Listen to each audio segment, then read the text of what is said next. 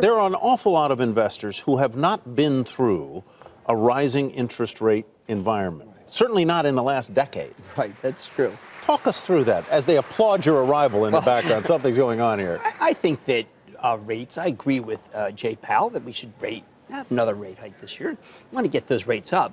But typically what happens is we're supposed to say don't fight the Fed and don't fight the tape. Raising rates means you're not supposed to own stocks or you're supposed to lighten up. The tape, obviously, very bad today. And that was something the late Marty Zweigel taught us, and I think it makes a lot of sense. But rates are still relatively low, but they're any bit higher, and we're starting to see what the different shocks in the system. And what you really want is a Fed that says, wow, you know what? This may be a little too fast, too much. Now, I know the president said that. That puts Jay Powell in a box because the president doesn't. I wish he didn't comment on it because then Jay Powell obviously feels he has to exercise independence. But when you have a rate cycle that goes up, what you're really hoping is that the Fed does it slowly and deliberately, and that allows stocks to go up. I don't want the Fed doesn't. Well, I don't want the Fed to mandate stock higher prices. That's what the Chinese do. It seems like a fool's game. But I do want to say, listen, it's disconcerting. But as everybody gets disconcerted about it, I get less disconcerted. We do want to point out that we are at fresh session lows right now with the Dow down by 478 points. That's good for a decline of 1.8%. The S&P 500 is down by 1.8%. 2828 is the level.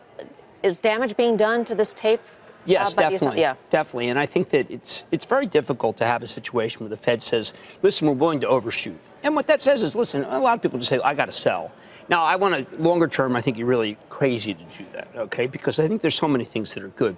I understand you're going to have a guest that talks about 1987. I was in cash for 1987.